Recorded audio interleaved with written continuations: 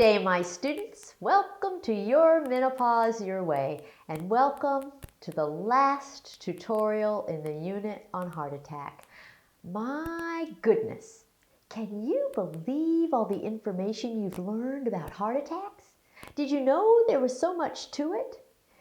As we've moved through the material video by video, have you been shocked? Well, if the other videos haven't shocked you, today's will. We're going to talk about diabetes at menopause. I know, you're probably wondering why in the world I'd include it in the unit on heart attack. Well, you see, that's the thing. There's so much overlap between diabetes and heart attack that it's enough to knock your socks off. Actually, it's enough to give you a heart attack. So settle in and hear what I have to say. You're going to realize that there are so many connections between things you never connected before. Get every woman you know to watch this video. If you haven't noticed, type 2 diabetes is rampant. One of the reasons it's rampant is because people don't get the education they need to avoid it. And I'm going to make sense of it in a way that you've probably never heard before. And hopefully I'll make avoiding it and treating it a whole lot easier for you. You know I'm going to start with a definition, don't you? I love definitions. You probably already know that there are two different types of diabetes. Type 1 diabetes is when your body doesn't make insulin. You have an insulin deficiency. People who have type 1 diabetes get their diagnosis at a very young age. So another name for type 1 diabetes is juvenile diabetes because they're juveniles when they discover they have the disease. Deficiency of insulin is incompatible with life. So type 1 diabetics have to take insulin for the rest of their lives. We are not discussing type 1 diabetes today. We're discussing type 2 diabetes. Type 2 diabetes is when your body makes insulin but is resistant to it. In other words, you produce insulin, but your body has trouble using it properly. People who have type 2 diabetes get their diagnosis at a later age. So, another name for type 2 diabetes is adult onset diabetes. And it used to be that only adults had type 2 diabetes, but now we see it in children. And I'm going to tell you some of the reasons why. They are the same reasons that more and more adults are developing type 2 diabetes. Now, I don't like it when the definition of one term requires you to know the definition of another term. It's not fair to you. So since the definition of diabetes requires you to know the definition of insulin, I'll define it for you too.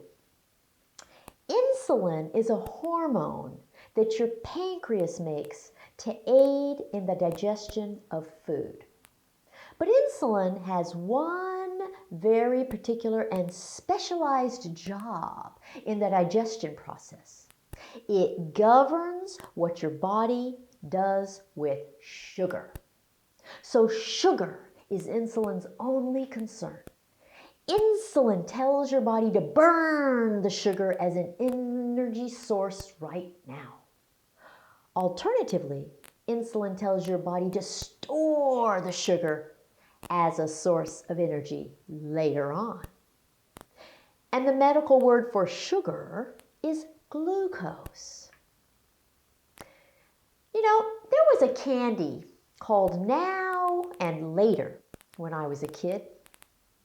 And it's a lot later now than when I was a kid. But I thought that candy was still around, although I wasn't able to find it. Maybe you remember it too. Here's a picture of it, Now and Later. So when you eat a meal, some of the nutrients are glucose. And glucose is present in many different foods, not just sugar itself. All carbohydrates contain some glucose. All fruits and vegetables contain some glucose. All grains contain some glucose. And of course, all sweets contain some glucose. In general, the sweeter the food, the more glucose it contains.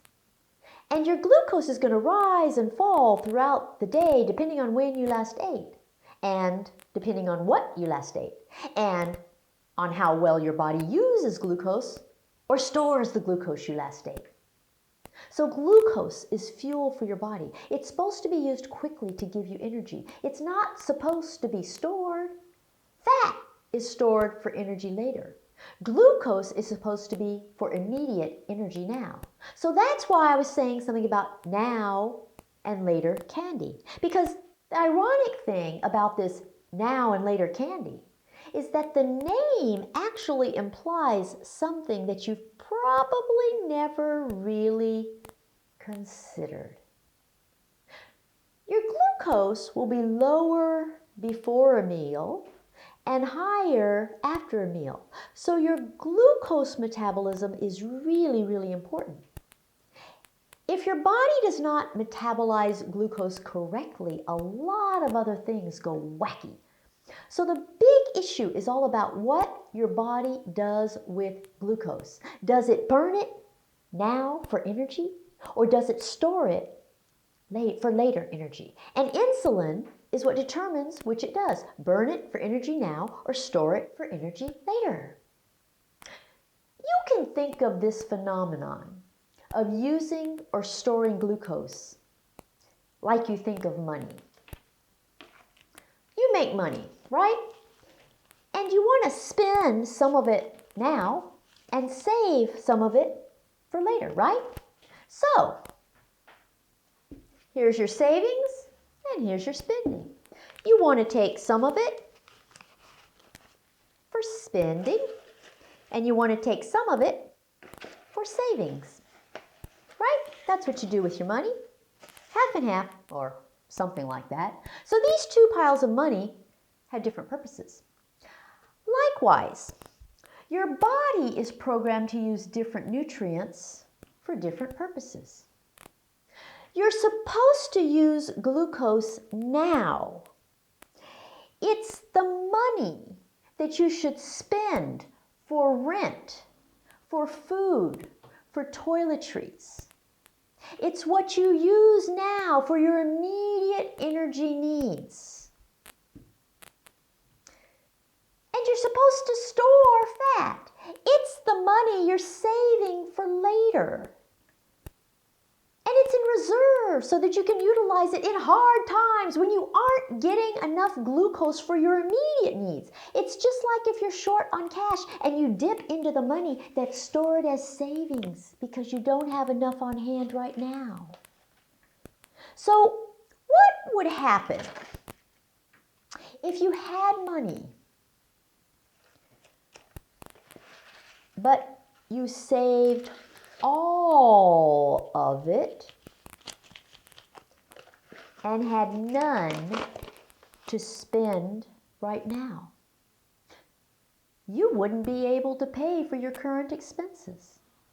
Well, that's what happens when your body uses insulin improperly. Type 2 diabetes is a situation in which your body produces the insulin, but it causes too much of the glucose to be stored. And it stores it as fat. So that right there is the big connection between diabetes and heart attacks. That's why I'm discussing the topic of diabetes in the unit on heart attack. Because once the sugar is stored as fat, everything I taught you about heart attacks comes into play. In other words, type 2 diabetes puts you at high risk for a heart attack. Do you remember video 77 when I described menopause as an estrogen deficiency state? I explained that whenever your body is deficient in something, you have a long list of symptoms that tell you that something is missing. That's exactly what happens with type 1 diabetes, because with type 1 diabetes, you have no insulin. It is a state of insulin deficiency. But with type 2 diabetes, you have insulin. Your body just doesn't know what to do with it. It's a state of insulin resistance. To use our banking analogy, type 2 diabetes would be a situation in which you put all your money into savings and there's none available for you to pay your current bills. You have money, but you just can't use it properly. It's not accessible.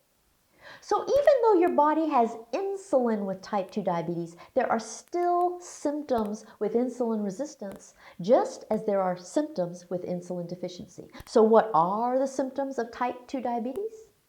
They include all of the following: extreme hunger, extreme thirst, extreme fatigue, dry mouth, frequent urination, headaches, vaginal yeast infections, dry, itchy skin, slow healing wounds, numbness or tingling in your hands or feet.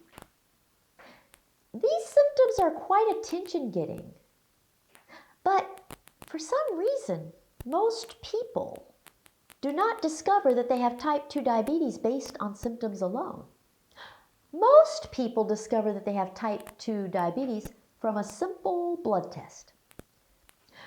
When you get your blood drawn for your yearly well-woman exam or your annual checkup, one of the blood tests is glucose. As with most things in medicine, there is a scale for glucose values. And there are different circumstances under which your glucose level is evaluated by the lab. So if you get your blood drawn when you're fasting, like first thing in the morning, before you've had anything to eat or drink, your glucose value should be less than 126 milligrams per deciliter in the US and less than 6.1 millimoles per liter in Europe and Asia. This test would be called a fasting plasma glucose. But if you have eaten, your glucose value should be less than 200 milligrams per deciliter in the US and less than 7.8 millimoles per liter in Europe and Asia. And that's because your glucose will be higher after a meal. This test is called a random plasma glucose.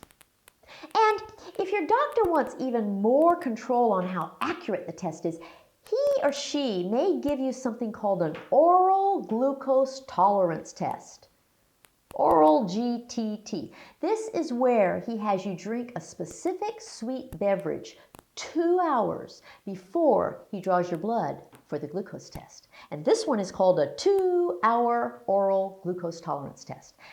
And the normal value for it is also less than 200 milligrams per deciliter in the US or less than 7.8 millimoles per liter in Europe or Asia. Now, there's one other blood test you might get to diagnose type 2 diabetes. It's got one of those crazy long medical names. It's called hemoglobin A1C. And it reflects your glucose control over the last 3 months. This is the test you'll get if you already have a diagnosis of type 2 diabetes, because the idea is to keep your glucose under control at all times and over the long term. The normal value for a hemoglobin A1C is less than 6.5% in the US, Europe, and Asia. So you are type 2 diabetic if your values exceed any of these parameters. Here's a little chart to demonstrate this. Now, because type 2 diabetes has become so common, there are diagnostic criteria for something called pre-diabetes. Pre-diabetes means you're on your way to diabetes land, sister. It's supposed to be a wake-up call.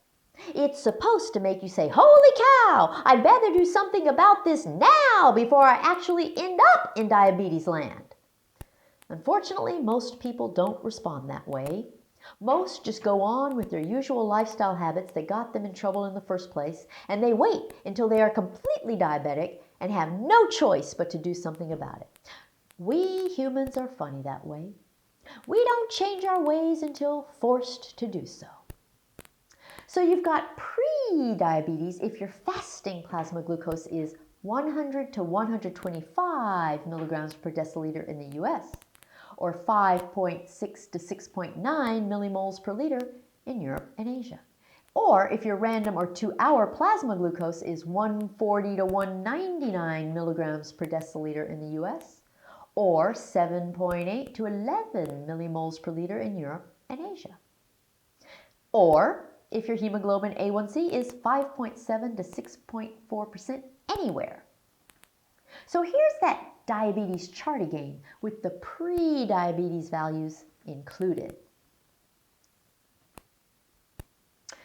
Okay, so now it's time to tell you why diabetes is important at the time of menopause.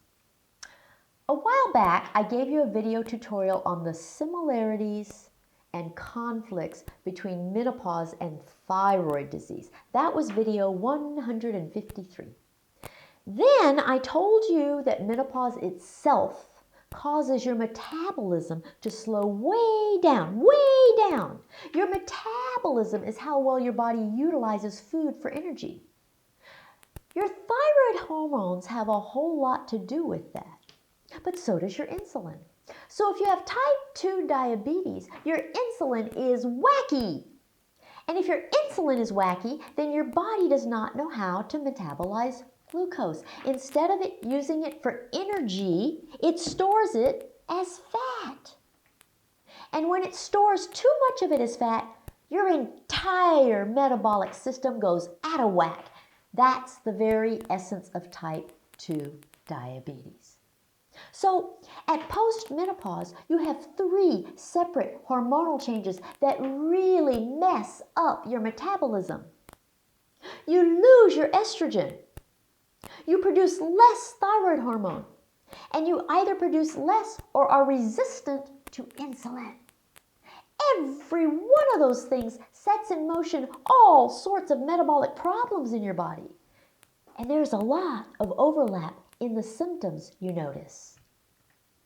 At menopause, you have all the following: weight gain due to increased storage of fat in your abdomen, slower metabolism due to decreased thyroid hormone, and less efficient glucose metabolism due to insulin resistance. And it just so happens that the younger your age at the time of post-menopause, the higher your risk of type 2 diabetes. Now, every disease has risk factors. Risk factors are the things that put you at risk for developing the disease. I gave you a great big long list of risk factors for heart attack. Here it is, one last time. Notice that one of the factors that's a risk factor for a heart attack is diabetes. And now I'm going to give you a list of the risk factors for diabetes itself. High lousy LDL, low healthy HDL, high triglycerides, obesity, fat in your abdomen, high blood pressure, sedentary lifestyle, depression, family history of type 2 diabetes. Oh my! Do you see how many of them are the same? So I'm going to show you that list of risk factors for heart attack again. But this time, I'm going to put the ones that are also risk factors for diabetes in red. See what I mean? This is a big deal. What you have here is 2 very significant diseases, but you have a lot of overlap in the factors that cause these 2 significant diseases in the first place. Plus, you have a lot of overlap in the people who are likely to get them. And you know what that means? It means that most of the things that you can do to prevent one also work to prevent to the other. It's so easy to prevent diabetes. The problem is that our society has developed ways of living that put you at high risk for both diabetes and heart attack. And it's up to you to do what you can do to avoid them. The biggest contributor of diabetes is all the sugar that's in everything these days. When you put too much sugar into your body just can't handle it. It overwhelms your insulin, which is precisely what insulin resistance amounts to. The next contributor is processed foods, which strip nutrients out and put preservatives in, including sugar. Add to that our sedentary lifestyles, and your body's glucose stores change. Your body starts storing glucose rather than burning it. And that leads to obesity, with most of the fat being deposited in your abdomen. And all these things screw up your cholesterol values, which leads to lipid buildup in your arteries. And the lipid buildup in your arteries puts your blood under higher pressure. And that's the definition of high blood pressure. And the high blood pressure destroys your organs. And eventually it causes a heart attack. It's such a vicious cycle. And it looks something like this. These things do not necessarily occur in this order, though. You could easily draw a line from any one of them to just about any of the others, because they're that connected. It could look like this. You see what I mean? If you're at risk for a heart attack, you are also at risk for a stroke, high blood pressure, and diabetes. And if you ask any physician, he or she will tell you that most of their patients who have one of them have all of them.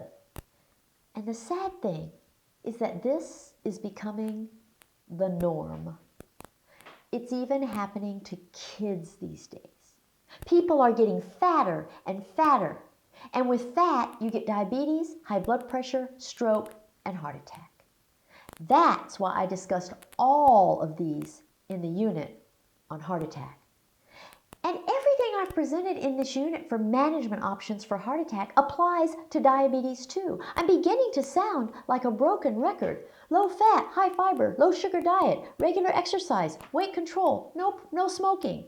And if you prevent these diseases in the first place, taking HRT will be much more beneficial than risky. And it will also help prevent developing these diseases. But if you already have any of these diseases, you'll find yourself in a catch-22 situation. You might want to take HRT to prevent heart attack, osteoporosis, and Alzheimer's, but you can't take HRT because you already have high risk for heart attack, high risk for stroke, high risk for blood pressure, and diabetes. The name of the game in menopause management is to use options that have more benefit than risk. But you can't do that if you have these diseases. Unfortunately, most people with type 2 diabetes choose to take a medication for the diabetes instead of getting rid of the diabetes by getting rid of their lifestyle. It's a product of our quick fix mentality. I hope this video has been a wake-up call for you if you're headed toward diabetes land. I tried to simplify the material. If you want a very detailed version, you can find it in this book called Fat Chance. It's a very, very good book. It's not an easy read, but it's an excellent accounting of how sugar does the same things to your body that fat does to it. And that's why, as I explained in video 171, substituting low fat for high sugar is a disaster. Well. With that, we've come to the end of our unit on heart attack. The next big unit we'll address will be osteoporosis. It will be as long and detailed as this one was. Every unit will be as complete as I can make it. But I'm going to give you some other videos before we delve into the big osteoporosis unit. Don't hesitate to schedule a one-on-one consultation with me at menopausetailor.me for anything your heart desires. Please subscribe to my channel and follow me on Facebook, Twitter, and Instagram. I'll see you in a week. Come back then and take care of yourself in the meantime. Bye.